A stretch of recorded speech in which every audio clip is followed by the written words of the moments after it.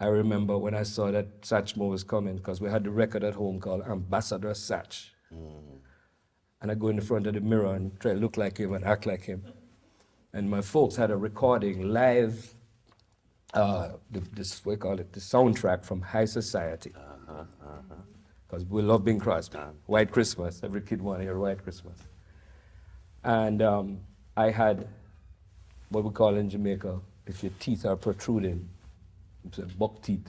Yeah, we say that down south. You say that buck teeth? Yeah. Or buff teeth, you know? And I guess buff teeth was protruding, and we went and got the braces to correct the dental issue there. And I remember I figured out how to just pull one of the wires so it would stick in my jaw, and it would look very bad. But all I had to do was slip it back in.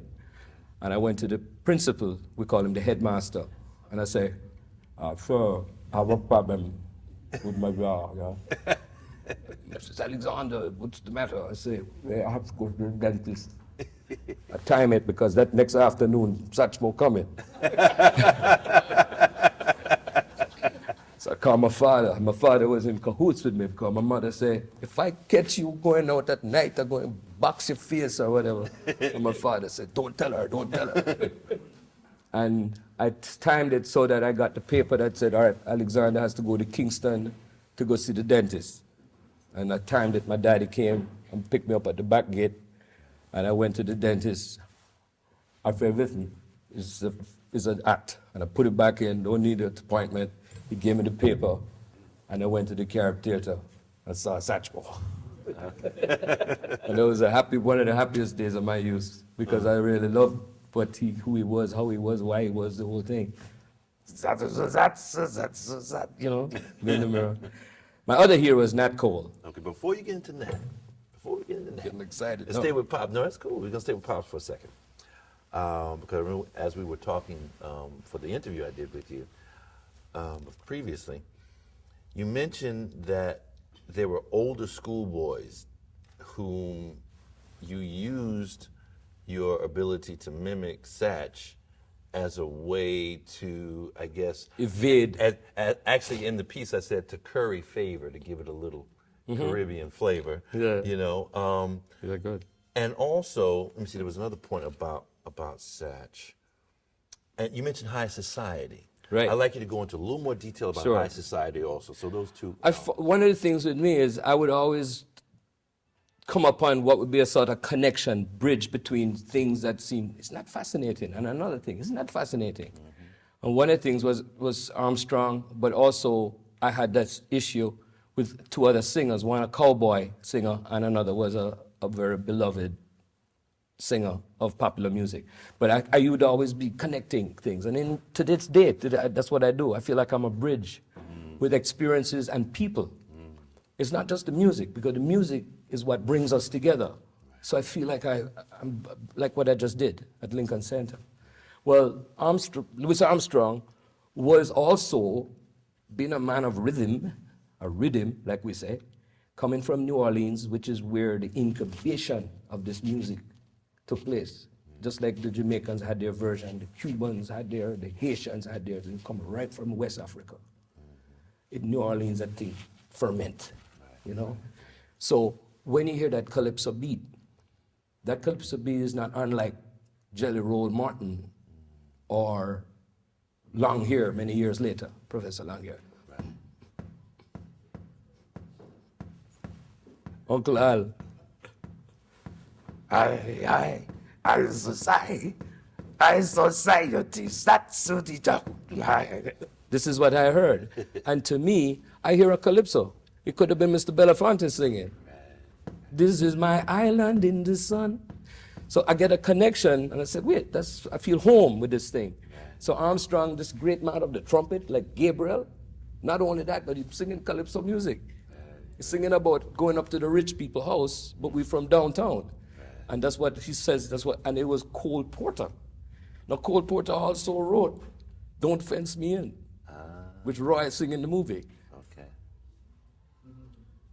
So I get these connections. The other thing I wanted to tell you, I grew up loving children's songs. So when you heard Rudolph the Red-Nosed Reindeer by another one of my heroes, Gene Autry, that voice he had, very smooth, kind of up here, sort of sang like, Rudolph the Red, he sang, right? So I'm a little kid and I'm loving Gene Autry, and one day I hear a song by another performer singing a children's song. And the children's song was some song that don't make no sense. Chemo, chemo, chemo, something about chemo, chemo. What was it? It was one of the songs Nat King Cole was singing because his daughter loved it. So to me, Nat King Cole and Gene Autry is the same guy. But I'm 6 years old, 7 years old, what do I know? And the other thing is, Roy Rogers and Nat King Cole was also the same guy. Because both of them, forget the complexion, they had the Chinese-looking eyes. when Nat smiled, it looked like he's from Shanghai or something. You know? Yeah. And Roy was this smile all the time. Roy is smiling at you, you know? So he says what children do in their naivete. Right. You pick up things, and that's been a part of when I go play music today. I remember all these things, you know? Right. I know I'm probably sounding like a madman. Not at all. Is he sounding like? Okay, you making a lot of sense, man. Believe me, they feeling it. You know, one of the things I maintained, and I think maybe I even had to work at it, you know, when the blues of life.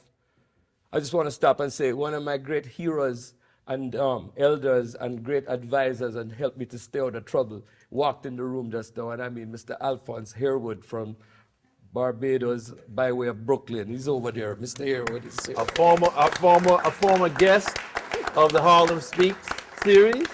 Welcome, Mr. Harewood. One of the great and swingingest jazz drummers of all time, and also a longtime friend of mine, one of the wonderful and popular artists, and created a whole new genre from Texas. Mr. Sticks Hooper is over there. Yeah, yeah. My best friends, from the great Crusaders. My best friends play rhythm. Yes. All right. So as I was saying, what was I saying? Well, one of the things you were going to before I wanted you to go into more detail about Louis Armstrong and high society, you mentioned Nat King Cole. Right. So you can go into more about. Man, when I heard Nat King Cole sing those songs, and you're like 8, 9 years old, and you see that little girl down the street that you had your eye on, and you hear, they try to tell us we're too young, and you hear this thing, boy, the heart said, boom, boom, boom. It said, oh, you know, she canceled on me real good. But I remember because Nat Cole accompanied my young years about romance. Because we're all gonna have a little love fantasy, right? And that was my back, what you call soundtrack. That's the word I was looking for. Nat Cole, and I grew up with Nat Cole. Okay. I live with Nat Cole because here was the smoothest, most comforting sound ever that I ever heard. It was a cello, the warmest cello you ever heard. The diction. It's like when my mother said, you have to speak properly. When you're around those people, you got to speak right. And if you want to speak right, listen to Nat King Cole, the way he spoke. So it was a very, very important influence on me. Right. And when I saw him on the same stage a year after I saw Louis Armstrong, that really sealed it because he had such grace and charm and elegance. And the man sat at the piano. I had never seen the piano part. This is now, I'm now about 11 years old, and I didn't know about the piano part. He sat side saddle. You know how the piano players sit like this? Right? Maybe Duke Ellington, he'd be doing this. Right. Not go all the way. He'd be over here. he say, you better say, if you ever planned to motor west, you know? And it took you there. It had you jumping, you know? Yeah. And now this beat, this rhythm, is I call it America and the upbeat, because this, which I got a hold of as a kid, is different to this other one. Okay. But both of them are rhythm that connect to my life. So one ain't better than the other. They're both better than each other. They're both wonderful. Right. So I live in both worlds. And when you hear that rhythm, if you give it the grounded version, this place will shake, you know?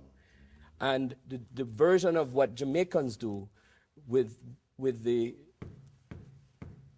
rhythm that come from there, which is now, and by the way, reggae is nothing but some rhythm and blues Jamaicanized. Uh-oh. Uh-oh. All right. And as a kid who snuck out at school to go and play on the sessions at the recording studio, that there was a producer down there, a man named Coxon Dodd, who I would go sneak out of school. This is the one in Kingston. And I go down there just to play the boogie beat. And the boogie beat was right out of Louis Jordan. Because they love the beat, the American, soul people, they're African American, they love that. But the Jamaicans, they want to play their Charlie Parker impression and this on, but they can't get away from the Bush thing. Uh-huh. So you got the Bush thing in there, and the ska came about. Okay. And really, I see the piano in the background. You want to go and demonstrate? Not really.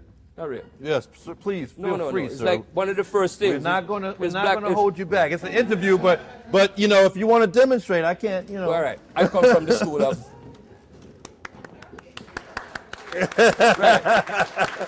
Thank you so much. Thank you so much. No chair. No Okay. chair. Thank you. So when you're a little boy and you sit at the piano, and it's very easy to do this.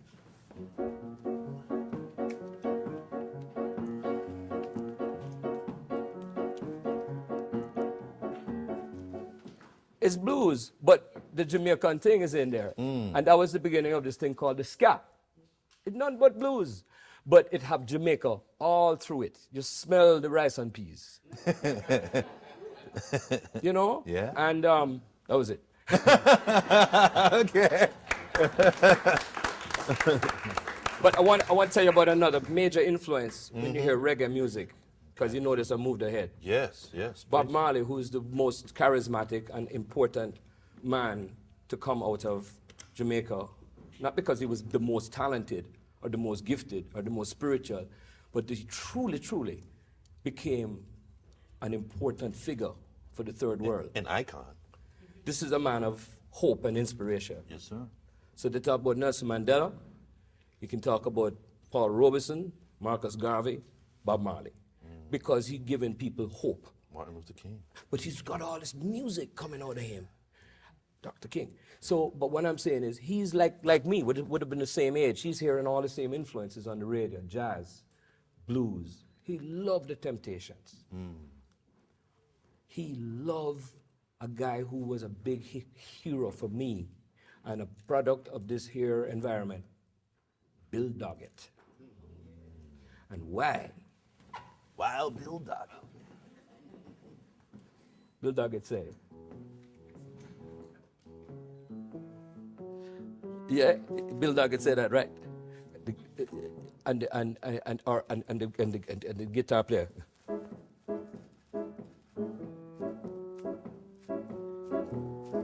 It's just, and that became the reggae rhythm, you know. So this afterbeat that Bill Doggett did on the organ became an ingredient in the reggae music. That is what those people use when they created those songs of freedom. Right. And it just got its own stamp on it, and it became beloved all over the world. So me, I have one foot in that. I got another foot over there. I got another foot that's 3 foot. And here's my other, the other foot. Now, where's the other foot? I come to New York and I learn to navigate, because I got the blessing of mimicry, if it is a blessing. When did you come to New York? Well, I came to Miami, Florida in 1960 because my mother said, "I will leave." There was a divorce. I said, "We're going to America." Boy, we're going to America. And you were 16? I was just 17. 17, okay. So I come to America. Once again, I'm still a child in my heart because I'm dreaming of America. The tall building where Superman leaped from. The planes where Roy and Gene ride. That stage where I see Duke Ellington. You know what I mean? Yeah. It's like you're in the candy store with this thing, man. Right. You know, and I'm just, man, this America, this music, this entertainment, this, you know. But one thing I didn't understand, I go to Miami, Florida, I'm on Miami Beach. And I start go around Miami, where I want to go. And I see 2 separate water fountains.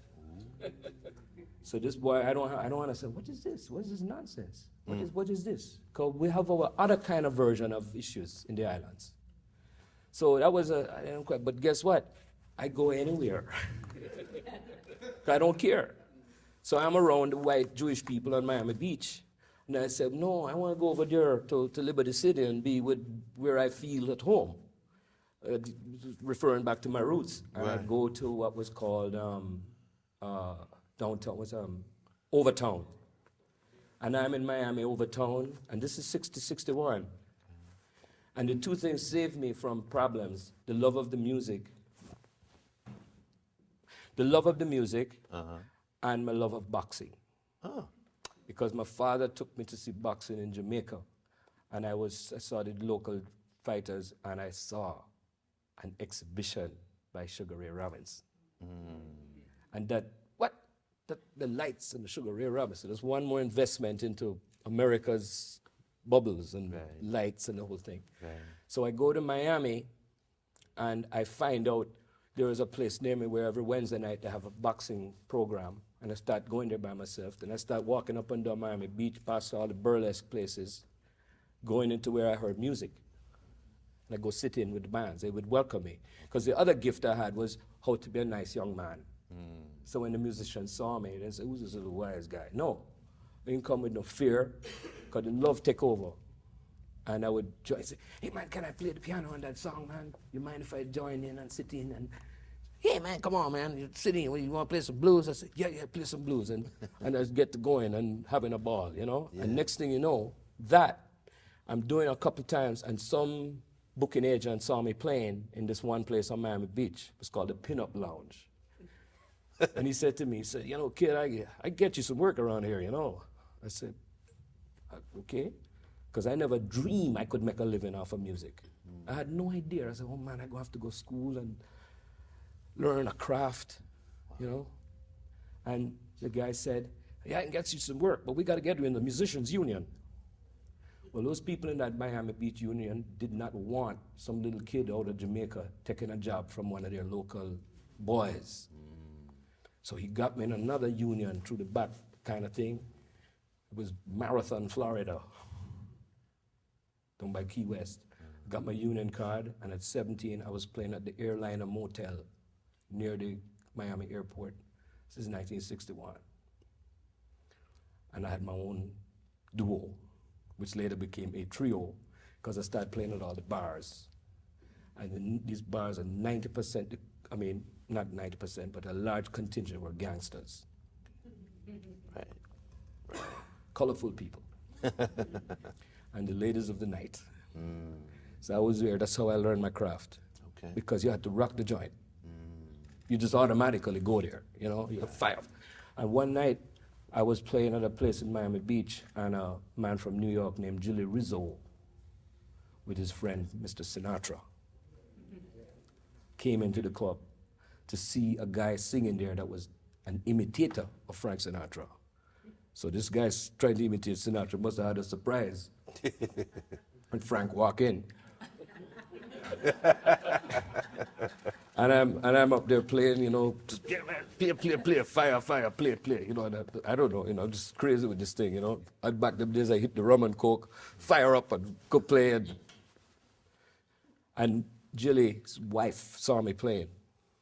And I get off the bus and say, hey kid, you know, you really would be great at our club in New York. Jillie's. I said, yes ma'am. And I go over to the table and said, we'd like you to meet friends. This is Mr. Sinatra, this is Frank Sinatra. I said, who's that? You didn't really know who he was? Well, I knew he was, but I didn't have that high understanding of how powerful he was in the entertainment business. Right. You know, if you talk about singing, I love Nat. Right, you know? okay. And it wasn't until later that I realized the amazing gift this man was, you know, with music and everything. Right. So that was amazing. Well, nothing came of that, but I ended up going to, I got a gig at a place in Hollywood, Florida. It was a little small hotel called the Windsor Hotel, and I was hired to play there with a little trio. And my main source of work there was to accompany a belly dancer Princess Naila was her name. And she was a very lovely young lady. It's hard to play the piano when the girl does. I don't think she was from Turkey. She was from Brooklyn or somewhere. And the owner of this hotel, who had invested in this hotel, was a guy who was an old-time band leader. Not jazz band, but kind of foxtrot. His name was Art Mooney. You know Art Mooney? His biggest hit was, I'm looking over a four-leaf clover. That was the big song. So he see me at 17, 18. He want to feature me. Why? Because he want me to go to Reno, Nevada and Las Vegas. And I go to my mother and said, Mom, this man with going to play, he want me to join the band. She said, no, you shouldn't go to those places. Those places are bad with bad people and this, that, the other. I said, but I have to go. I got to go. Bye, see you. But did she have any idea who you were playing for? I'm not thinking about all that, man. She's trying to get the job, got a job working, and she knew about America, but now she's dealing with life, reality. Right. You got to go work because she kind of run away from certain circumstances. Right. And people do that, even though you're running from this island in the sun, but you're looking for the next leap, you know? Right. And she's not really thinking that I'm going to become successful as a musician. She don't think, you You thought you were having fun. You were just having fun. It's like, you know, the movie with the fighter, the boxer, and him say, hey, Ma, look, and he bring the money and put it on the table. Well, that was literally what I was saying. Mom, look here, $2, $100. Bap. She said, where you get that? Like I stole it or something, you know? And I felt like I was stealing it. because you were having fun. You weren't working. You were. That's why the word gift is used, because it's a gift when you're not working. And when you're a musician, if you connect to this realization that it is a gift, you're not working. What you have to work at is how to live, how to deal with the club owner that didn't pay you at the end of the week, how to go through the airport without giving an attitude back to the TSA guy, how to stay positive, because I work at this thing called attitude. I think of Duke, and I think of Nat, and I think of these people who are entertainers, not the artist who deserves the right to act miserable. No, we're here to express gratitude. At least some people might say, man, give me a break. But I call it gratitude. I'm glad I have a job doing what? Making people happy, especially me. So that's my philosophy.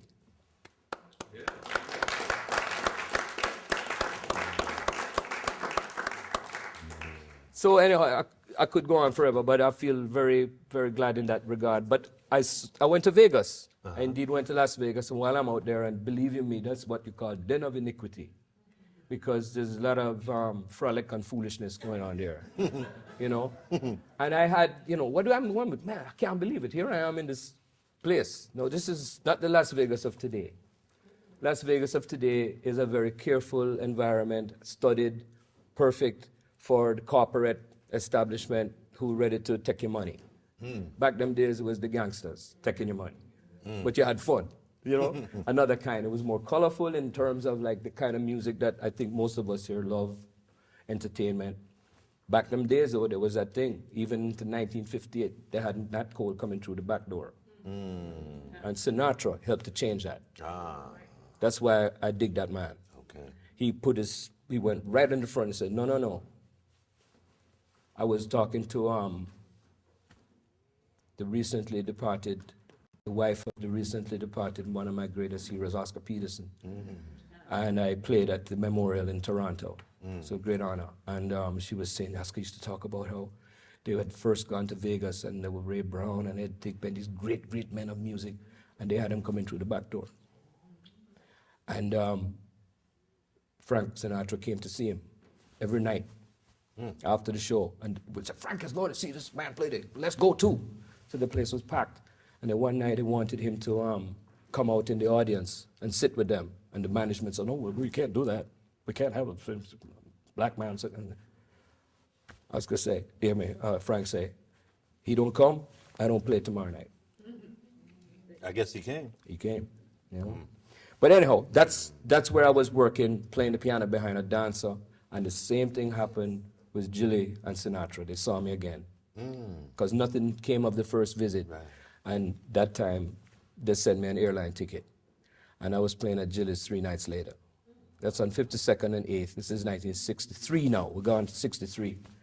And when I came there, they said, all right, kid, go good play. And then they had 2 fine players for me to be with. And it was men my senior who I just admire, love to be around. And they both I could play and have a good time. I remember Peck Morrison was on bass. Remember Peck? Peck became one of my heroes. And then when that situation changed, and we were, who could come, I'm just honored and give thanks for the fact that Al Herwood was there to play the drums. Snap, crackle, and pop. Al Herwood sit on behind him drum, and it's like this, like the front burner, and when the bacon's simmering. It's just simmering, but behind that simmering is the roughest rhythm you ever heard in your life. And he pat that bass drum and his head be going like this, and that left hand. And I loved it. And I was happy to have the greatest swingingest Mr. Bob Cranshaw playing the bass. So you know I was at school, right? But I was still taking charge. And all right, we're going to play this song, we're going to play that song. And I had a wonderful time, and Mr. Ear would drive me home to Forest Hills at night and advise me, so take care of your mother. I'd hear would say, take care of your mother. Look out, you know. So my desire wasn't just music, but was to be around my wise elders. Yes. I don't want to disrespect my age group, but to me, them was already ignorant. All right. And I think what's happened in America, unfortunately, young people, maybe there's changes happening, they leave the important and wise old people rocking on a veranda, waiting to die. And that's where the secret is. Let me ask you something. Okay, you've been here since the early 60s. Let's stay on this topic here. Can I get some water? Yes, you may. Oh, the water right here. Thanks. Yes, sir. You've been here since the early 60s. You were a teenager when you came here. So you've been able to see the changes that happened in this country from the Civil Rights era, Voting Rights Act, Black Power movement, through the 70s, and all that represents good and bad, and on up. What is your analysis of what happened? Because we can say that young people have left their elders behind, but we know that it's the elders' responsibility to rear the young people and teach them to respect their elders.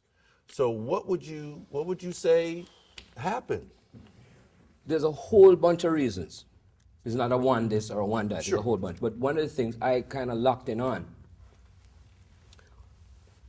was when the late 60s and the 70s came. We're talking about, we're here because of something called jazz. Yes, sir. Right? Yes, sir. An honorable and noble expression. Yes. That is folk music.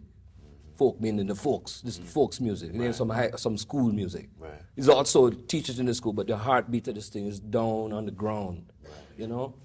But what happened was, I think, when the Beatles came. Got to change. Change it. All right. Okay. So here is my version of one of the reasons why what I call a gap in the communication, and something happened in what was a consistency of the elders and the younger ones, because that's how this thing happened. Right. Somebody who was enamored with the music went to their slightly older hero, say, how that thing go, you know? Right. And he said, this is how it go, and there was this connection. Right. And it happened probably out in the middle America more, but the big cities where everybody said this music come from, which is not necessarily true, it's everywhere. When the Beatles came along, and it spawned this so-called mind-altering drug movement, which included, I'm holding on to the comment, which included this guy with the LSD. Timothy Leary? Right. People were running around trying to actually lose their minds. You're trying, man. Give me that thing. I want to lose my mind. Why you want to lose your mind? That's one of the good things, man. Hold on to your mind. Keep your mind. Mind is a terrible thing to waste. So what ends up happening is that people start forgetting their name. And I think younger people who would have automatically done this homogenous thing called teach me. They don't want to even talk to the elders anymore. So they've gone off into some little room doing this thing. And I think those years went by when nobody passed the baton of knowledge. So a fragmentation took place socially among the young people, right?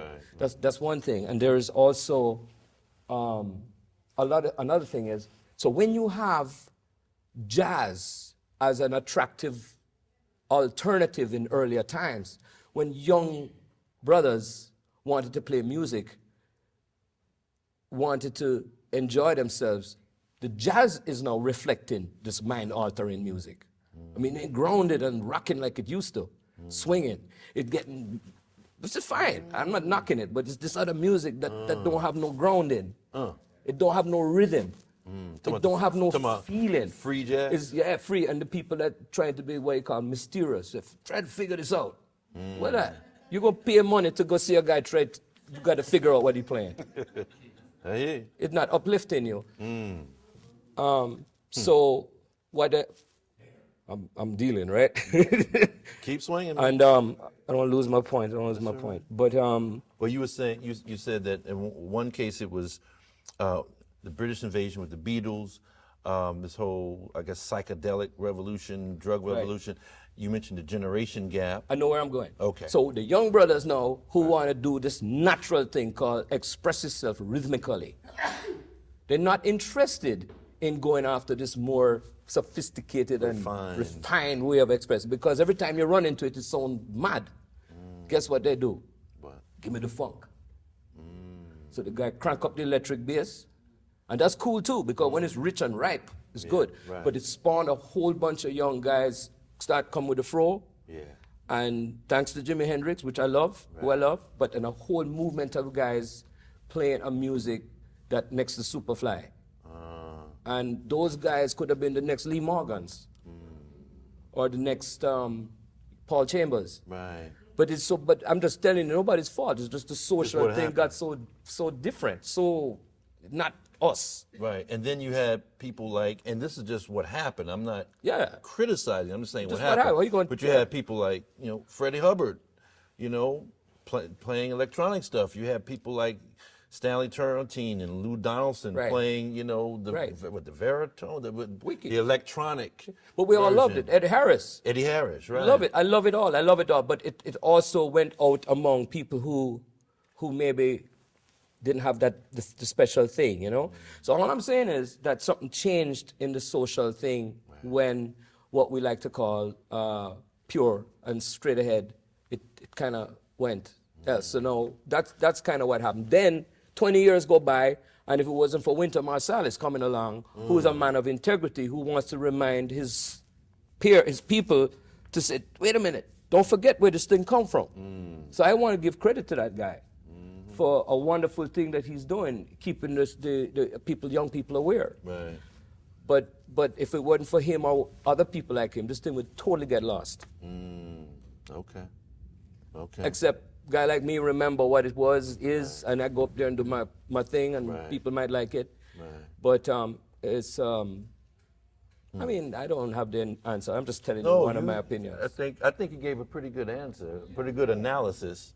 The fragmentation took place. Right. And I saw a whole change in the society. How did that then affect what you played going through the late 60s, early 70s, mid 70s? What aesthetic decisions, what musical decisions did you have to make in terms of your career? I like this thing very much because it makes me think about why I did what I did, because I love all kind of music. Right. I love a groove, I love a melody, I love a bird whistling, I love a truck horn if it's music, But for me, a big part of our music is relationships. And the best part of the relationships is when you have camaraderie among the artists. That's what you heard on those early recordings that made you go, check that out. It wasn't just because they played good. It was because they had great vibes with each other, even if they had a quarrel that day. You know? Yeah. So as I was going along, and the people that I called heroes and my favorite people to just be around, and I mean, whether it was Baggs, Mill Jackson, or Sweets Edison, or whoever it is, man, creator has a plan. Them start dropping. So when your friends start dropping, unless you're very gregarious, you're not going out of your way to go meet the next generation of people who want to be like them.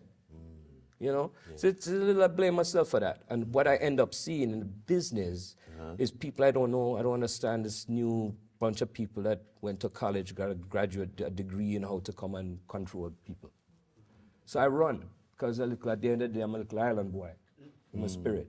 So I just back away, and say, what can I do? I don't feel like I know anything going on, even though I by that time made 50 CDs. And I'm in that world where I'm playing with Ray Brown and Baggs and Dizzy and doing my own thing and going to Europe and Monty playing in the spirit of my heroes, Errol Garner, Oscar Peterson, Nat Cole, Alma Jamal, Wynton Kelly. These are my heroes. They play the piano and make the thing dance around the room. You know? That's Artem. And something say, you know what, I don't like this scene anymore. In fact, I hate it. I'm going home. And I go to Jamaica, a nice place. And I started hanging out with the brethren, like when I was younger than me. And I started, hey, yeah, let's do something together. And I started recording things. And just out of that type of feeling left out, I started doing what is also home. And I bring my thing. When did you go back home? That was probably about 85 that I started I didn't go back to live, I just go more frequent because that loving being there. And even the brothers just play one chord or two chord and just, yeah, that's fine. You know, and I find my joy in those relationships and those precious friends down in Kingston or wherever, playing in the hotels for the tourists, playing at the reggae party, and I just enjoyed what that was about, and I started making recordings, and I ended up doing several things with Sly and Robbie, who are masters of rhythm, you know. So, but I still, like say, you know, I'm both. I'm both. I'm a Jamaican. I think that's a good point for us to pause and take a 7-minute break. 7-minute break. We're going to take 7, and we're going to come back and continue with Mr. Monty Alexander.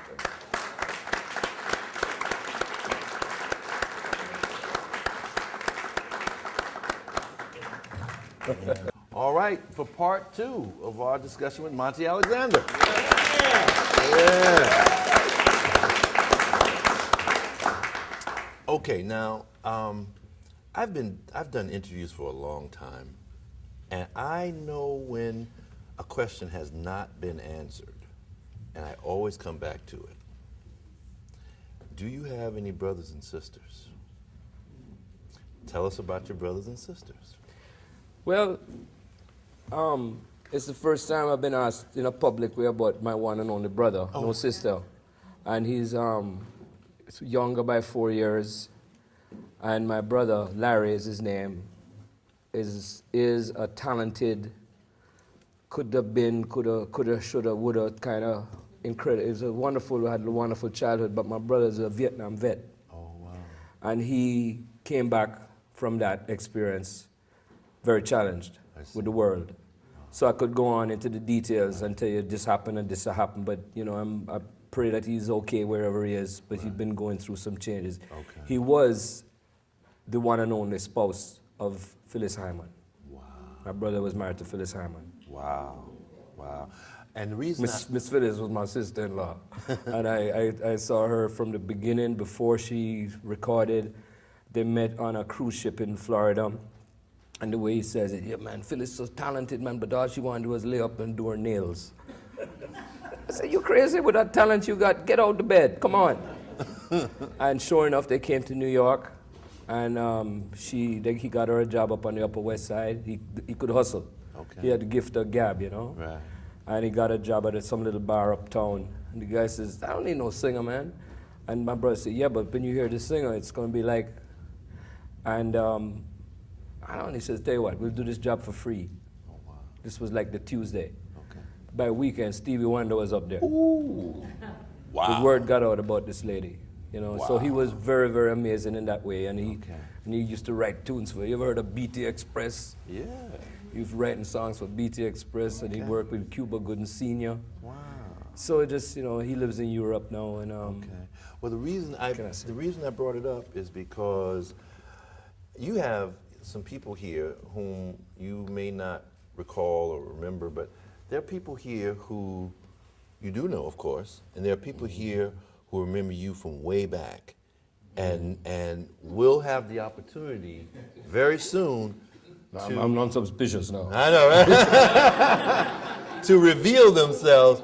And one of these persons actually said, yeah, his brother, blah, blah, blah, blah, blah. Right. So I'm glad. I addressed it. Thank you, sir. Let's whoever that friend is, let's just both hope he's okay. That's all I can right. say. I hear you. Okay, it's life. All right, now, you mentioned some people in the jazz world who are legends. Mm-hmm. I mean, you mentioned Milt Jackson, Ray Brown, Roy Eldridge, Little Jazz. I mean, tell us about some of your experiences with these people. Like I told you, this music and the world of the musicians is like when you're just delighted in it, like all we all do as the years go by. I see young kids from Europe coming here, just can't wait to meet so and so. Right. So I was like that, and because I guess just the light shining and a certain good manner, I saw my heroes, and I wanted to meet Roy Eldridge and Ray Brown, and you know. And I just would go and, you know, just be around whoever it was. And I remember when I did meet who I called Uncle Roy. He said, hey, little man, you just burning on that piano, right? So he was playing at some club on 54th Street. He had already had a stroke. Jimmy Ryan's, there you go. I'd met him because, you know, I'd been around Norman Granz. Okay. I recorded for Pablo. I'd been with Milt Jackson, and I made several recordings where I was around that incredible crew of people. Right. And I was around Roy, but I used to go sit in over at the Jimmy Ryan's, and you know I can't explain it any other way. But when you're playing and you fire up, you know, you fire. He like that, you know, and you get all fiery and exciting and. Right. I just had a nice relationship with him. Okay. And then Milt Jackson used to come into Gillies because friends of his were playing with me. Okay. And that was Mickey Roca, who to this day is a great friend. And he'd come just to hang out and see who this little guy was playing.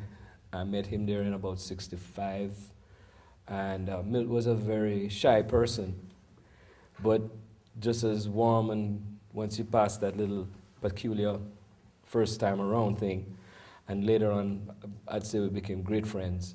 Okay. And the way I ended up working with him, this is a kind of funny story. Okay. I always wanted to meet Ray Brown, because when I heard Ray Brown play the bass, it wasn't just a normal human being. It was a guy that took this big thing and it seemed like a whole band by himself. Because when he did his bass melody solo part, what was that? You know, you heard it beautiful, the way he said it. It's like sound. he had a way of saying things. I was like, what was that? You know, the blues thing, but Charlie Parker, put that together, you know. Right. And humorous and funny. And when he would do it, we had such excitement on the edge, like, you know, just the way he played. But when he started dropping that beat on you, that rhythm about, this floor starts shaking, you know, and I just love that, because maybe Jamaica, we come from this thing where we love the beat, but we love the bass.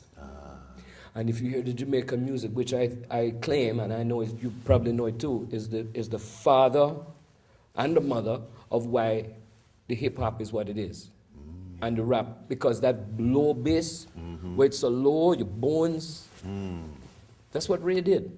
Okay. You know, it was like that. It was down under the ground when he played. Right.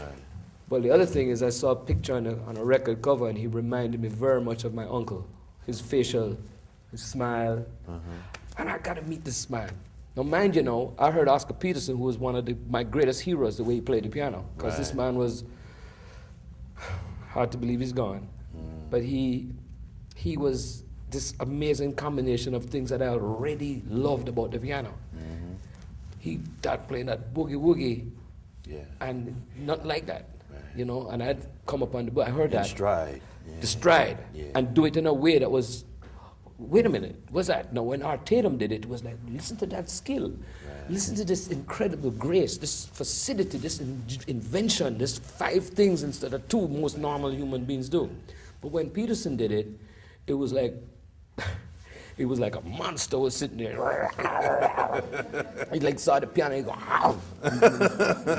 you know, and I said, yeah, give me that, because not only that, but here's this man, and you should read his story, because he grew up in the racially confused Canada, and he spoke about how he saw Marcus Garvey as a kid in Toronto, and how his parents, you know, in those times, what was happening in Canada, and his father said, if you're going to play jazz, you better be the best, boy, you know, and that got in his head, and he went and became the best, and so Oscar was a big force for me in terms of integrity, never bowing, scraping, and demanding respect, and I like that.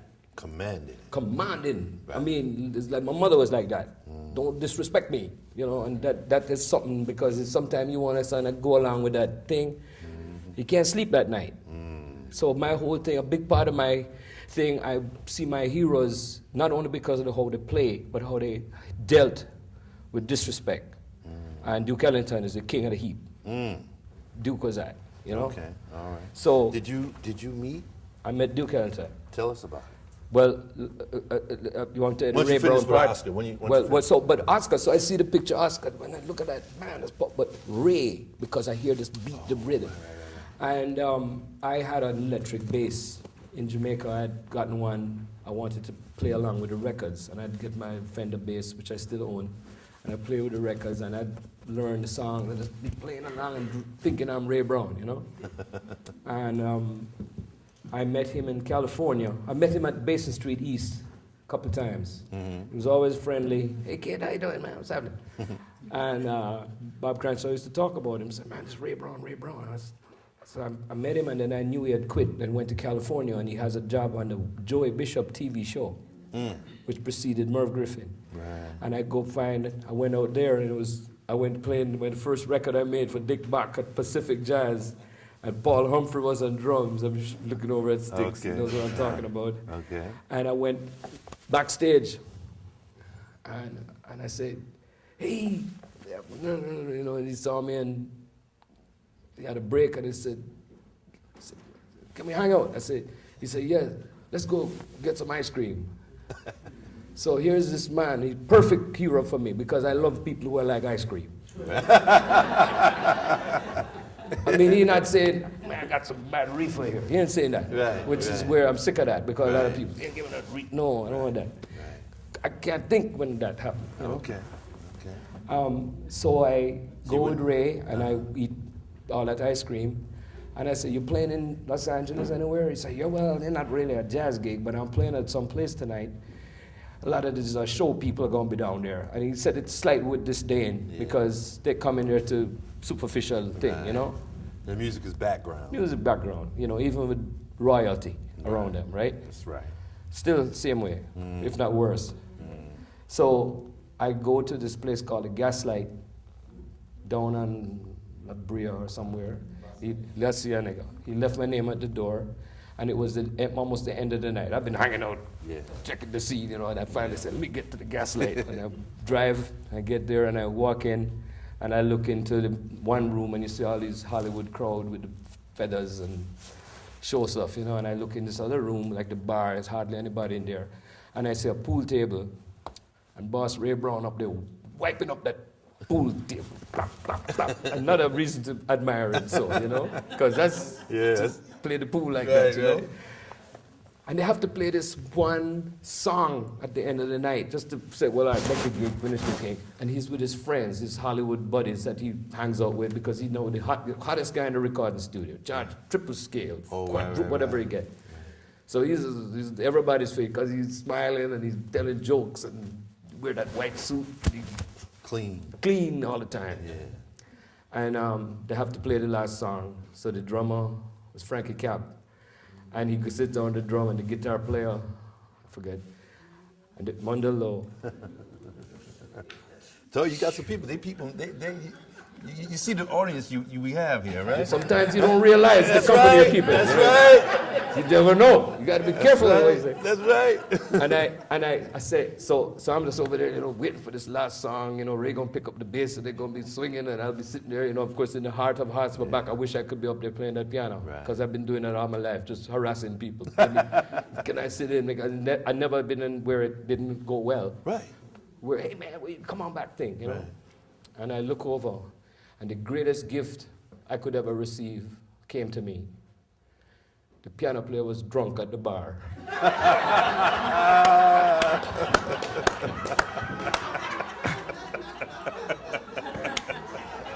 and decency and respect, I ain't gonna call him my name. He's deceased now, but I'm still not gonna call his name. And I look over there, and Mr. Piano sitting there all by its lonesome. So I ease on up to the area where they're playing. Nobody even listening, caring. And I said, can I play a song? He said, yeah, whatever, play a song, you know. So we sit down and music start rumbling, boy. Thing, you know, rocking, swinging, boy. Before you know it, Ray, who used to holler out in his excitement, he said, how? You know, how? We start going. Just happy, and I'm happy. Everybody happy. Drummer talking about, yeah, get it, go on, get it. We're happy, man. Yeah. So we play for about 10 minutes, whatever we're playing, blues. Yeah. And the song ends, and I get up from the piano. You know, and he look at me here and said one word. He say, "Where you gonna be in July?" I don't know. He say, "I want you to come play with me and Milt Jackson at Shelley's Manhole in July." No, if you never believe dreams come true, you don't believe. That's right. And that's really was a wonderful moment, because that's when musicians become brothers. Yeah. When that indefinable, mystical moment, when you levitate, when you play the music, and you didn't do it, it was a gift. And that's why it transcended all the mess going on in the world, because we hear that music and it will needed to lift our spirits. And the first spirit to go and lift is the piano player and the bass player. And we're up there going on like children all over again. And that was it. And I started to play with Ray at Shelley's Manhole, and we made some recordings. It was one of the most wanted. Like, I grew up 10 pegs, you know, because I was already out there a little bit, getting kind of, hey, I'm out here, man, I'm out here. I'm playing in Detroit. I'm playing at the Boulder Drome Lounge just when the riot came, you know. the tank started coming up the highway. I said, boy, I better get to that airport. Pick up the paper, and Huey Newton coming, and Stokely coming, and all that, you know. I said, I don't want to get involved in all that. But I was playing around. But when I met Ray, that was another beginning of a new level. Okay. And Milt and I would go by the house, and I got to know Miss Sandy, who's like the sister I wish I had, you know. And Milt, I was with him right near the end, you know. But you would just ask me about Duke, right? Yes, sir. So back to Florida. Okay. I meet this man in the bar where I'm playing, and his name was Steve Stark. Okay. And he was a wannabe booking agent back down in Florida. And he saw me playing, and he said, hey, kid. You know how there was this guy, Jackie Leonard, the comedian. You ever know Jackie Leonard? Yeah. Had the cigar, hey, kid, let me tell you something. Kind of like that. You know, he said, hey, kid, let me say, "Will you play that piano? We have you on Sullivan real quick with Sullivan." I said, "Who this Sullivan guy? I don't know." Sullivan is Ed Sullivan. No, mind you, folks, I had piano lessons for 4 years with a couple of ladies in Jamaica who used to slap me on the wrist. And I forgive them. But that's not what gave me my opportunity to be a musician. It gave me some reference, without doubt, because while I should have been practicing Bach, I was playing boogie woogie. Okay. And that's just the way it is, you know? Right. So all this happening to this guy who can't read music. To this day, I don't read no music. And that's not to brag about. It's just because it's some other radar going on for me.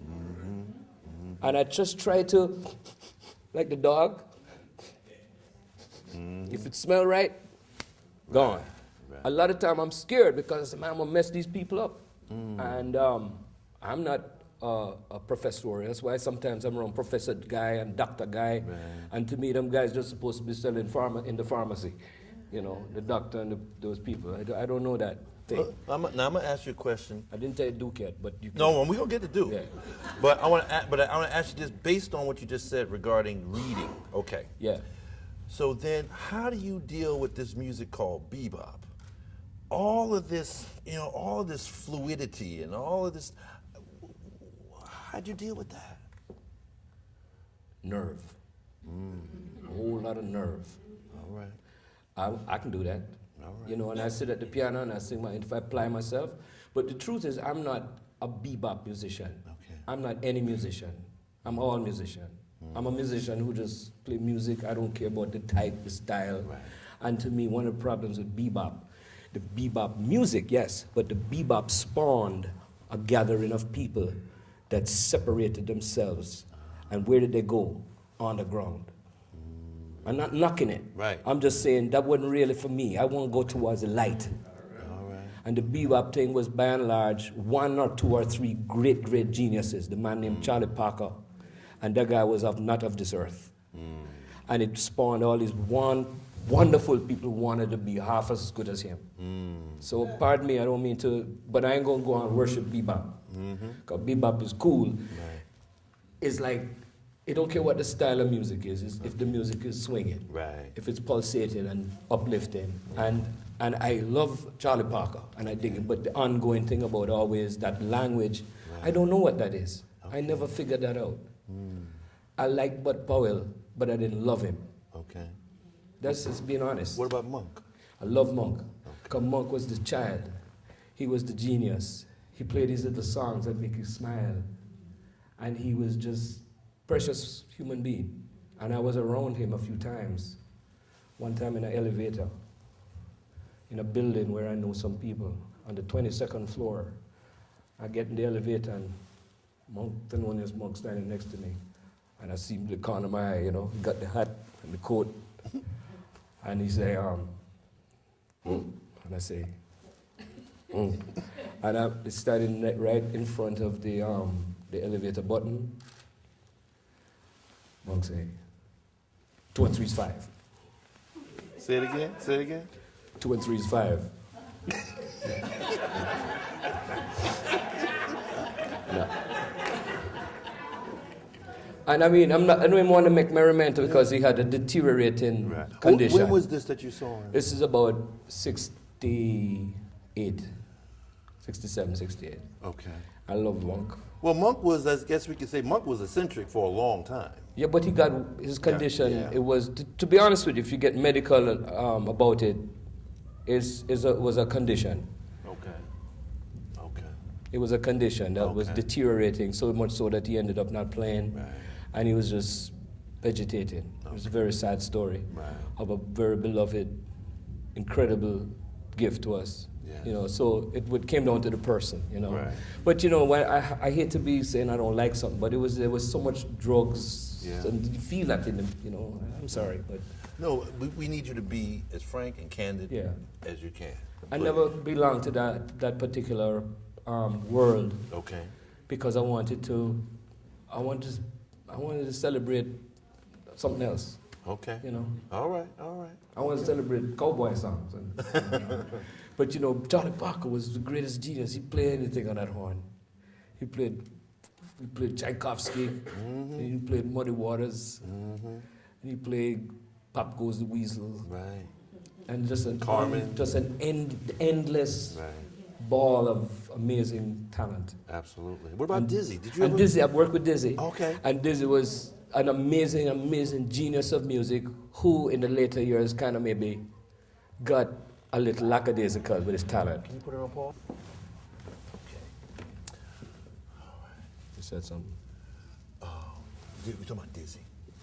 Yeah, Dizzy Gillespie, besides his gift with music and all that he knew, because he was a teacher, he taught a lot of people.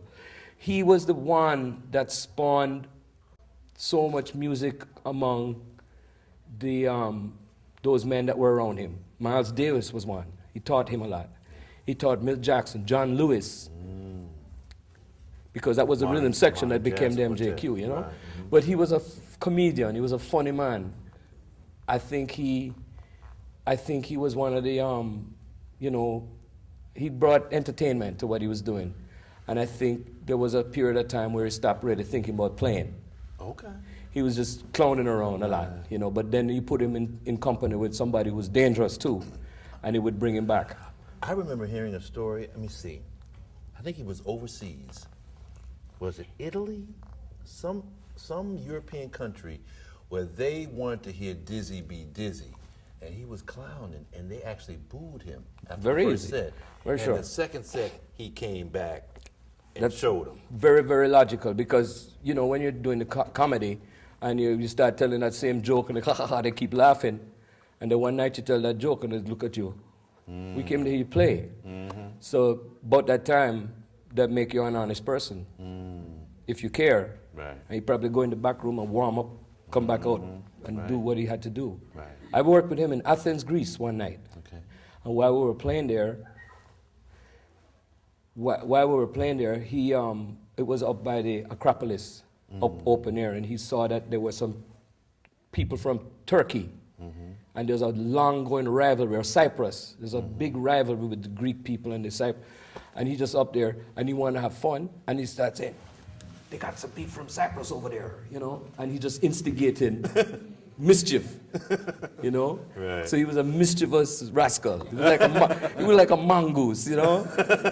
So you had to love Dizzy, and but he was a great teacher, and I just enjoyed being around him. I didn't particularly love when I played with him another time when he had this band called the United Nations. Right, right. And I did that, but that wasn't something I really loved because they had the electric bass, Okay. and Was Curtis Fuller in the band? Curtis wasn't in there. He wasn't in there at that time? Okay. Okay. And that there was a lot of I don't know what I loved, but Okay. individuals in it, Right. you know. And I said, no, this ain't working for me. You know? Okay. All right. Because he was just there up there doing the front thing, Right. but.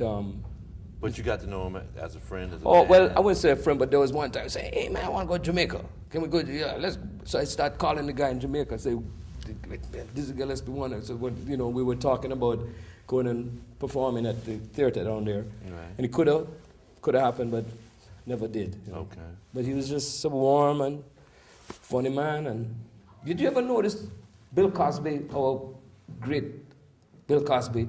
Sometimes Cosby's doing his comedy, and you swear you're looking at Dizzy. Because he does some things. I think he was very inspired. He loved Dizzy, and he was very inspired Right. by that, you know. Pause one more time. Yeah, Yep. Brian. Yeah, please. I want to tell you something. One of the most wonderful things that happened also during the 60s for me, I played at Minton's several times. Okay. Yes, please talk about your Harlem experience. Yes, I worked at Minton's. I remember coming up here when Mr. Teddy Hill, who was the manager, and he ran the place, and he welcomed me. Why? Because, well, he gave me the booking because Ray Bryant, my friend to this day, the great Ray Bryant, told him, say, yeah, Monty's cool, should get him up there. He talked me up. And I went up there, and in fact, when I was there, Al Harewood did some of it, and I remember Sam Jones joined me, and Jimmy Cobb joined me. Wow. We had a great time, but what would happen is we had to jump in, you know? Right. And while I was up there, I got several hot items off the truck. Got me a projector, got me a camera, got me some stopwatches. And I'll never forget the folks that were up there. But I remember playing up there for like 2 gigs at a time, a 3-week booking, 2-week booking. Right. And I was there that very week. Robert Kennedy was assassinated, June the 7th, whatever year that was, that very week.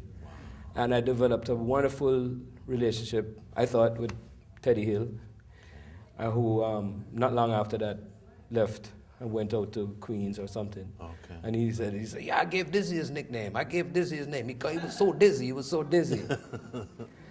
Boy, you really can mimic, can he? Yeah, well, you got that gift, I tell you. You know, you just see the person in front of you, immediately see it. Right. The kids can't help it. They have to. You know what I'm going to do? I'm going to have them take a look at what we're doing here. Young, can you come here? I want you to see something. Seriously. Come here, please. Just come here for a second. I want you to see what we're doing. I want you to see that. So you gotta, and if you could speak to, your peers and ask them to, I really would appreciate it. Okay? No. Please.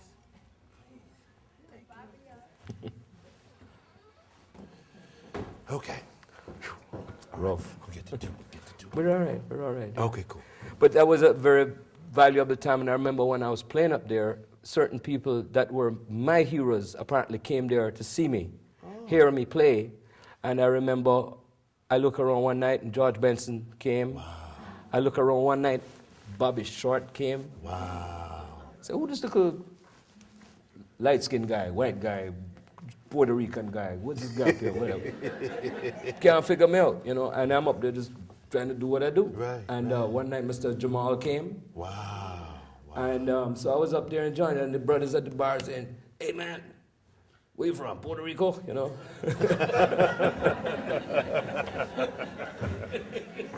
So that was an important time for me. And that's quite a few years after when I met Duke, So what was your experience and your impression of Duke? This man from another planet. He's regal, he's royal, but he's from the street as well. This is what made him so beloved. He had elegance, he had a way of taking the English language and making music out of it. He would talk, and when he talked, he said, what was that? But it sounded like a symphony of what? What was that? But he'd say it and he'd be more, He was just a man of such the people, the quality. It was like if he wanted to run for office, he'd have got the job, no doubt, Okay. So he was a very beloved and very smart, and his music, and he knew how to use in the right way all those important people. Right. And it was Miles Davis had that too. How to take that, and something's going to happen. I don't know what, but something's going to happen good. Right. And he heard Johnny Hodges, and he heard Harry Carney, and he heard Jimmy Blanton. Right. And he heard Herb Jeffries. So he was just a brilliant, brilliant man. But what happened was, I didn't really know a lot about his music. I knew about Basie, who I had seen in Miami performing at the place called the Harlem Square Club with Joe Williams. And I'll never forget Sonny Payne playing Old Man River. Remember that? He'd do this drum solo on Old Man River and stop traffic, brother.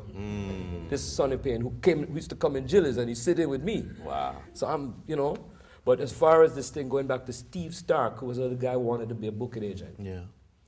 His father, his name was Arthur Stark. No, was Herman Stark. Okay. Herman Stark was one of the owners of the Cotton Club. One of those folks. Right. Who Duke Ellington had worked for. And he knew him, and we went to New York because he wanted to try to get me a job at this place called Gillies. This is before I really met Jilly. Okay. We went to New York.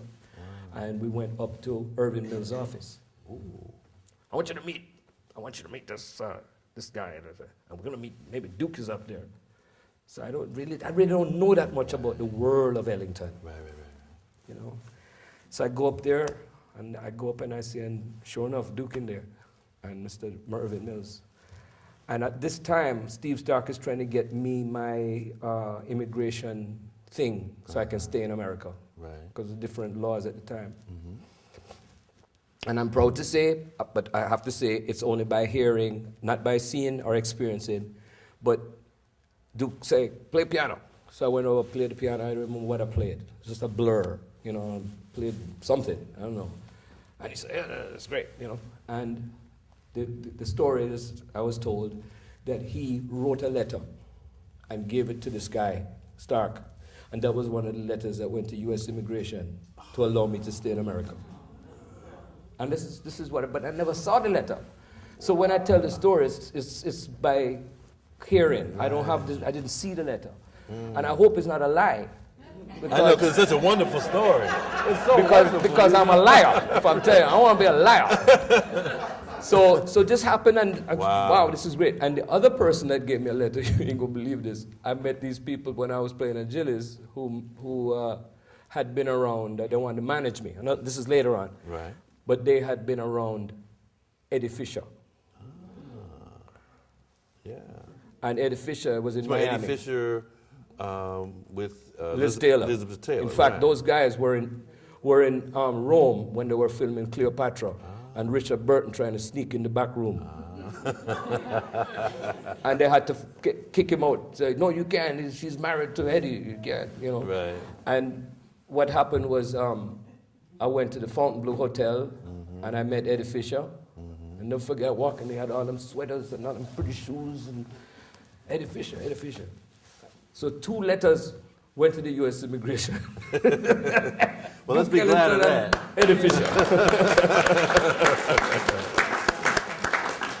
All right, now I wanna fast forward to you going to Jamaica more. Talk about that, and then we're gonna open it up for folks for about 10 minutes. So okay, great. Okay, so when you went back home, or started going back home more, you found yourself playing the bush music more, Minto, and tell us about that. From I was a kid, one of the greatest things that I did, because I go try to play with musicians whenever I saw them play. But when you're traveling from place to place, to sit in when you're a piano player, that's not so easy. Right. But guess what happened? Wow. I had this instrument that a lot of people don't even like to say anything nice about, but I did have an accordion. You take this accordion and you've got to put this thing on and pump it. And when you're a little fella, man, that ain't no fun, you know? But I could pump it and I could play it. Okay. And that's what I would go sit in with the mentor bands. So they'd see me at the hotel, at the pool with the tourists, or out in the market square or something like that.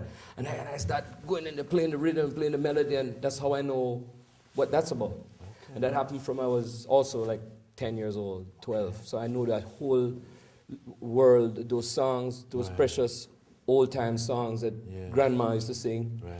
And that was a beautiful memory for me. And just like any other music, when you're a child, if you had a fun time with it, when you're 63, you can still enjoy it. Right. So that's why when I put on that program at Lincoln Center, I'm right back there in the corner with those people. It's not like, oh, let me try to remember. No, this is me. It's like the same thing. If I run into 2 cowboys on the corner, I can play Home on the Range. Okay, right. Because it's all a part of the whole history. Right. So what happened was, I was just, like I said, disillusioned. Yeah. I kind of got the blues. Right. So I love this jazz, but I had an experience where I was going to make a record. I had an opportunity with a major record company. Ooh. So I started saying, you know what, I should get a manager. Now, I never had a manager, because any kind of manager I had was what we in Jamaica call a damager. They also like say a lot of times they have these guys named producer. No, they're reducer. You take what you got and reduce what you got, you know. This is some kind of stuff. So this manager, who I appreciate the gesture of what happened, hooked me up with Sony. And there was a beloved, well, I have to say, a colorful character. He walked around like Darth Vader. His name was George Butler. He had a cape, boy, and he come in there like Darth, man. And he had a beautiful way of the English language. He said, we're going to do this, we're going to do that, and we'll have dinner, and we're going to do all this. So George, Dr. Dr. George Butler. Yes. So I'm grateful that Dr. George was thinking about it, and I tried to get him. I said, George, we're going to do this music. Well, when was this? Because Bobby Humphrey, when she was at Harlem Speaks, she talked about Dr. George Butler's. Probably after. Okay. This was probably around. This now actually was about 88, 89. Okay. And this is after he 90. was working with Winton in the mid-'90s. Yeah, this is around after around Yeah. that beginning, and Right. Harry Connick came up there Right. and the whole thing, right? Okay. So, and he went and talked Miles Davis into coming back. And he found out, smart as he was, that Miles' passion was boxing. And by the way, I knew Miles very well. I can talk about that too, which maybe time doesn't allow, but I used to go up to Miles' place, and I went to several boxing matches with him, just me and Oh, we got to hear that. That's true. Come on, Well, we yes, gotta I hear remember that. Zora Foley and Ali, we were there that night. Oh, wow. That's right. But Miles loved that boxing. Yeah. And George Butler found out about it. And he learned, he started reading about boxing. Wow. So he could converse with him. Look at smart. That's smart. And he went up there hanging out with Miles, and one thing led to another, and he was still unwell. He had been with Cicely Tyson, and he had been abusing and everything. And then he started getting healthy again, and he get motivated. And that's when he made that record to come back, because George learned about boxing. Okay. You know, so just tell you how. This is inside stuff, y'all. This is really true, really true. And another irony I want to tell you because of boxing, Miles met Joe Zawinul. And that first record he made, I remember one night on the way to Minton's Playhouse, I would knock on his door on the way to Minton's gig, and he'd say, "Who's there?" I said, "Monty." He said, "Come on in." And I go in and just hang around. I don't know why, we just hang, I'm just there, you know, because he heard me playing at Jilly's and he liked it. He gave me his number on a phone book, little matchbook, and I started going up there hanging out. So, just him. Wow. And he had recently interior decorated his apartment to look like you were on the planet Mars, with the stalagmite and the stalactite and the whole. There was no corner. Everything was round like a piece of rock. That's true. This is true. And he had his friends, and I remember I'd see Harold Lovett, his manager, lawyer. He would be up there with him. Now, mind you know, this is before Miles started wearing the pajamas, I call it. Those costumes. Miles still coming there with the dap, Clean. redap, baby. Redap. Coming with the suit and the Italian with the pinstripe, nothing sharp on the planet. You know, and you saw all the money those British rock groups were making. Right. And Sly and Family Stone. And Sly and Family Stone. And Miles liked people, and money. And Miles wanted to have more people. And that's just a simple fact. Yeah. Musicians want people. Right. And he saw, because besides his amazing talent and that certain thing, he knew he had that charisma. Right. This charisma is like Sinatra, Bob Marley, Muhammad Ali. It's a gift, you know, to walk in the room. You know, what? Because electricity walked across the room. Barack Obama. There you go.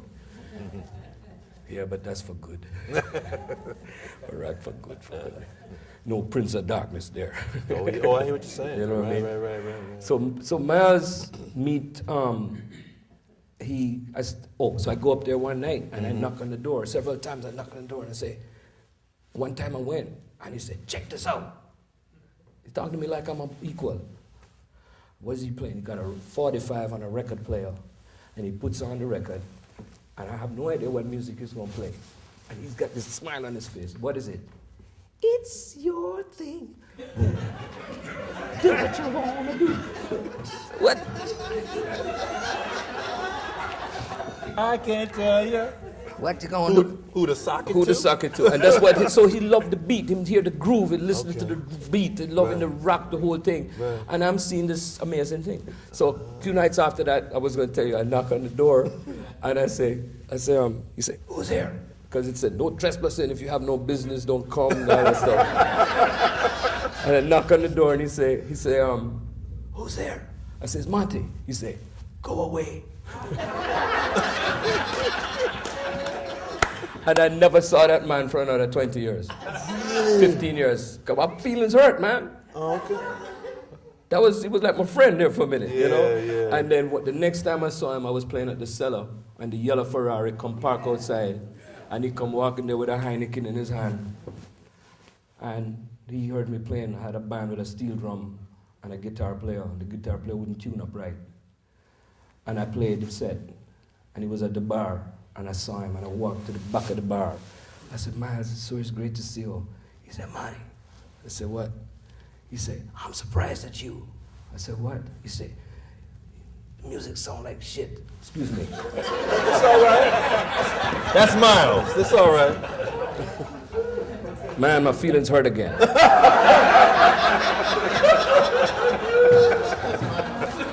I made an executive decision. Okay. I told the guitar player and the steel drum player, stroll. And me and Frank Gant, who's downtown dealing with a very, very, very bad condition. And I'm looking out for him. I wish we could all send him some love. He was a swinging guy, man, Frank, and J.J. Wiggins on bass. And I said, just play some trio music, man. My feelings hurt, you know. And we played, man, and that man, Miles Davis, come and sat by my foot for the whole set.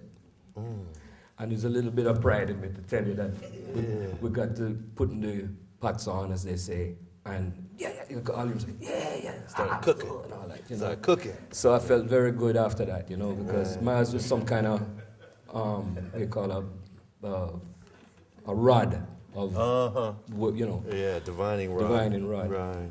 And I was going to say the one last thing about him. Okay. When he met Joe Zawinul and him, point of reference was boxing. Oh, wow. So when Rose Zawinul say, Miles, check this out, or something, say, whatever that was, but that time Miles was open, because he was so talented, he made something out of anything. And he said, all right, let's play. Right. Okay. And that, to me, was the beginning of that aspect of where. Yeah, because Miles was so influential and had been, since he was playing with Bird and Diz in the late 40s, he had been a part of each transition, each stylistic, you know, flowering. Billy Eckstein. Then he come with the Birth of the Cool. Yeah. Because wherever he was a Right. divining rod. Right. He just drew people, and all this time, it's not because he's a great trumpet player. He just had a way. And part of it that was appealing to people was that, you know, he could use his gift of how to be, you know, how to be kind of mean. You know, at that time, you know, deep down it was like milk, not like milk, but he was warm and when you caught him right, you know. A late friend of mine said that fundamentally he was shy. He was really He was shy. a shy. Well, I'm But telling some you, of that stuff was shyness. I'm not late, and I'm telling you, he All right. was very, very shy. Okay. But his way of dealing with it was to scare people off. Okay. Wow. It's a psychological, strange condition, and he found that he could deal with it by. I mean, hopefully I don't sound like I'm so sure. No. But this is what I felt. Listen, you were there. You knew was these there. people. But I got to say this because, you know, in defense of Miles as a trumpet player, no, he wasn't a Clifford Brown and he wasn't a Dizzy, but he was a stylist. And when he, not only a stylist, but he would play a note or a note or a note, and bap, the whole thing come together. And you knew it was him. He was a when he conductor of vibrations. Nice. You know, and when he had Winton back there popping on that piano, it gave him what he wanted. Yeah, he had the tick. And there was another incredible guy I had the honor and pleasure of knowing very well. Right. I was just telling Michael Fleming, who was here, that I was at Paul Chambers' funeral at the church uptown. Winton's uncle was the bishop. And the bass choir led by Bill Lee. Spike's father. Right. As Paul Chambers was there, they played Come Sunday. Every human being cried. And that was one of the last times I saw Winton.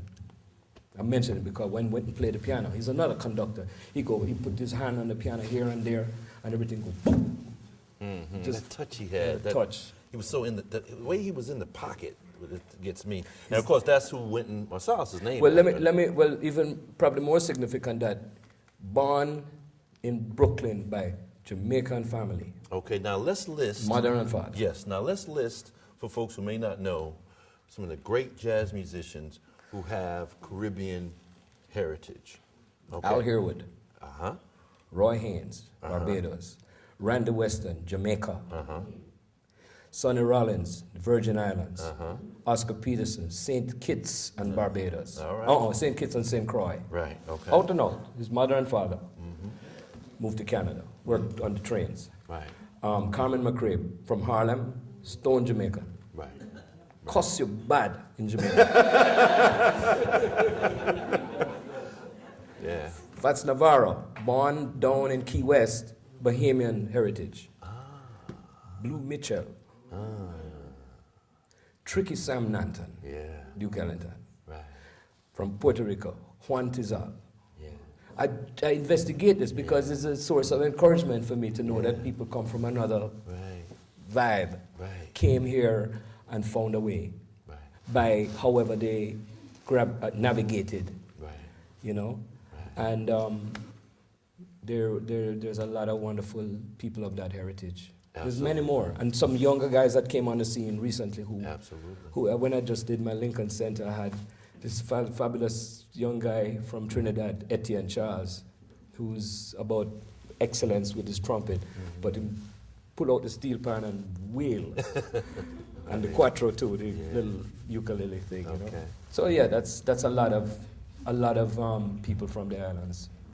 I promised you. Now I gotta say this: they're really strict on time here, so I'm going to allow for, I hate to say it, 2 questions. Or if someone wants to make a very succinct statement, do so. Okay. Yes. Stand up. Stand up. Go right ahead. The Lincoln Center concert. Please state your name, sir. Richie Williams. I was at the Lincoln Center concert, and I just have to say that in Paris they have a thing called the Pantheon. He has definitely stepped into another dimension with that. It was stunning. The Buena Vista Social Club, that was the Caribbean Black American Social Club. It was. That's all I gotta say. Thank you so much. That was just wow. Okay, Mr. Sticks Hooper. Yeah, I just wanted to just make a quick statement. Actually, not a question, because Okay, I please. just wonder, the importance of what happened here tonight is really a historic moment. This gentleman is a walking archival legacy, and he's able to be articulate to say, and I can share this with him because our careers parallel, and it's just amazing to hear what he's saying, and I hope that you've been able to assimilate all of this stuff. He talked about the universality of the music. He talked about the individualities of all of the musicians that have contributed to this music and what he has brought to it and all of these things that I could go on and on myself, but I'm not. I just want you to know this was a historic moment. Yes.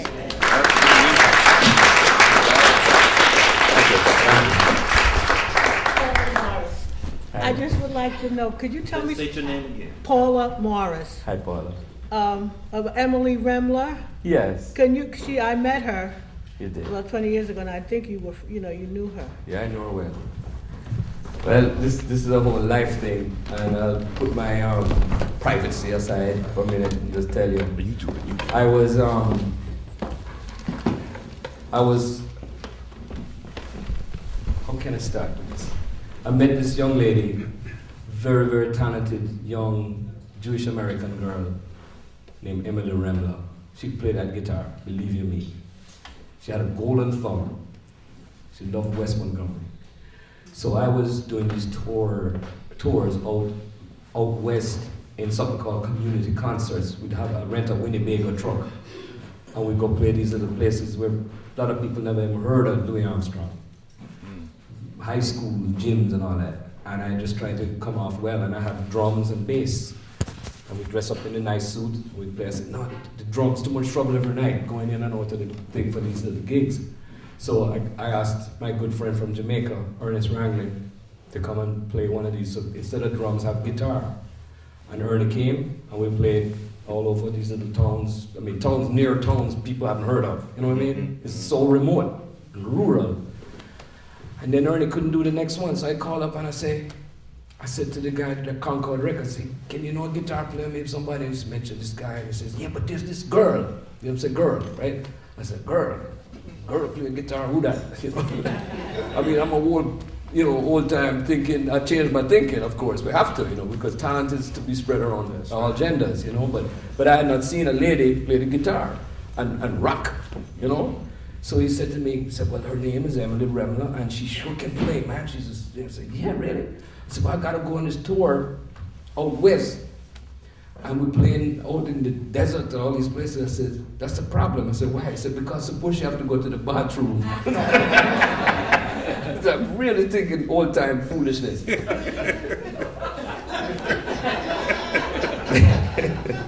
So I met Miss M, and she was so gifted. But guess what? She had a heroin problem. So yours truly, who was kind of bored at that time with my life and all the shenanigans I'm about, I'm really looking for trouble, right? Or excitement. Well, I thought I was Jesus, folks. I'm gonna save this girl. And if any of you have had family member, you know you can't save anybody. So I went on complete retirement from playing the piano for 1 year. And I got into a church community. And I learned the scriptures. All because I wanted to save this girl. Nobody can save no person. And I got deep down into something called life. And I made new friends. I was down in Charlottesville, Virginia. Beautiful people. Growed me up some. Learned me about other things. And I remember seeing her just, I said, you shouldn't go there. And she couldn't hold her back because of the excitement of the music. And then one thing led to another. And one, I kind of said this, I can't keep this up. My mother said, you're going to kill yourself. You got to stop. And I said, okay, enough of that. And Emily went to Australia touring, and somebody gave her some bad stuff, an overdose. So when you see that happen, it grows you up. So I gave it a real answer as I tell the true story, no holding back. But if you talk about a gifted, amazingly talented person, Emily was awesome. I remember when she passed, people were asking me to write a paper, newspaper, talk, and all that. It's too personal. But I'm cool with it now, so I can share that. Okay, the very last comment. My name is Diane. The first time I had an opportunity to hear you was in Miami at a club called Checkmate in about 1974-75. Yes. And that was also the first time I heard Phyllis Hyman. Yeah. Where were you in that stage of your career at that particular point? Because that was the first time I heard you, and I've loved your music ever since. Well, I have to tickle my skull here a minute and think back when I was busy as you could get. I'm actively playing here, there, everywhere. And this was just prior to me going to Europe the first time. Because I went in 74, 75. But what the significance of that was, I would go play there, and when you're on this roll of musical whatever it is, and the people come in because we're playing a music that not jazz fans only, but people say this music is good. We like this music, and they come and they hear you, and you got them swinging and feeling good, and I'm having a great time at the Checkmate with a little old beat up piano, and I had my trio at the time was Bobby Durham. We all know Bobby Durham. Wow. That's James Cagney on the drums, folks. And I love him so much. He'd be up there whipping those drums, beating them up, and nothing as exciting as Bobby. And the bass player who passed was Benny Nelson, who was an ex-policeman from Philadelphia. And he was one of the guys that didn't have a lot of sophistication. He just come with the groove. And one night he was out helping a lady fix her car battery had gone down, and he's out there being Sir Galahad, right? And then in his eye, the acid.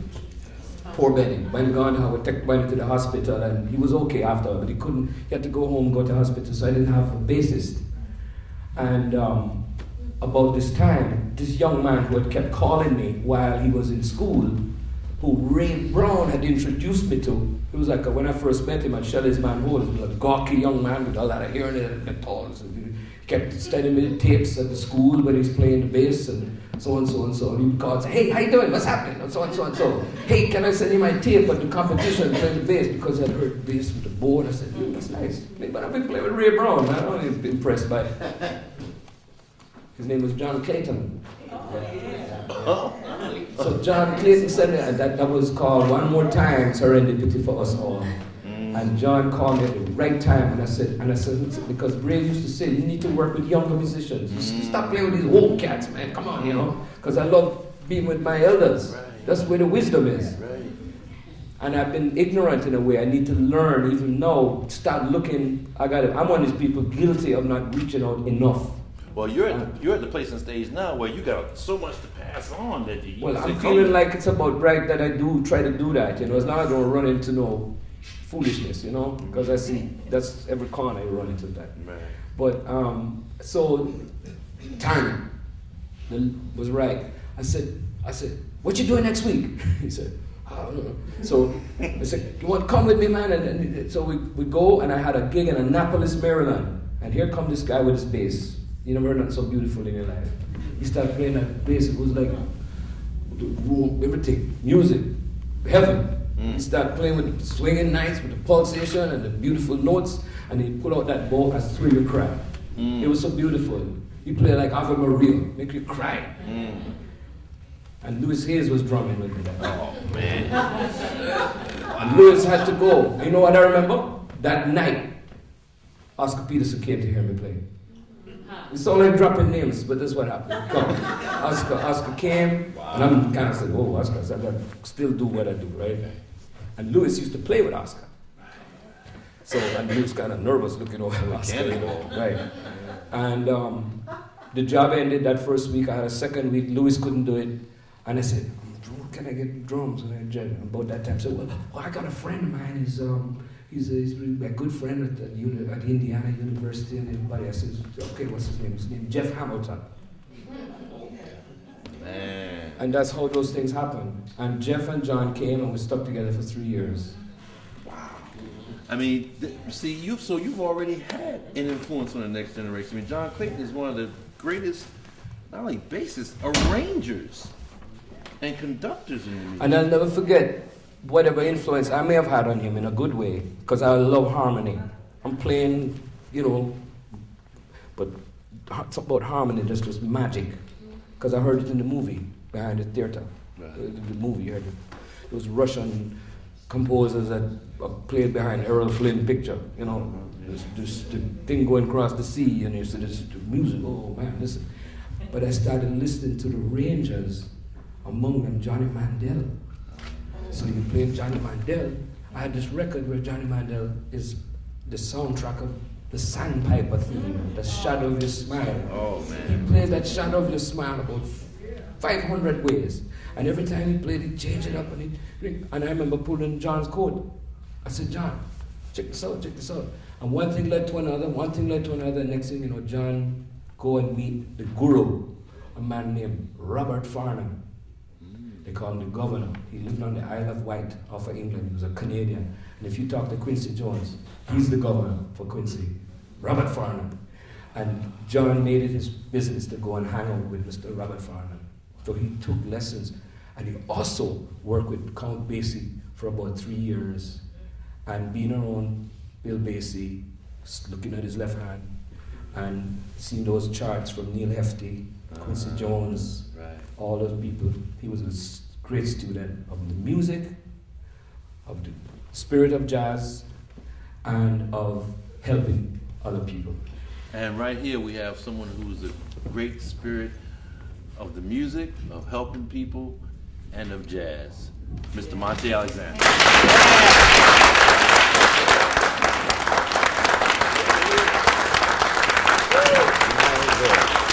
My goodness.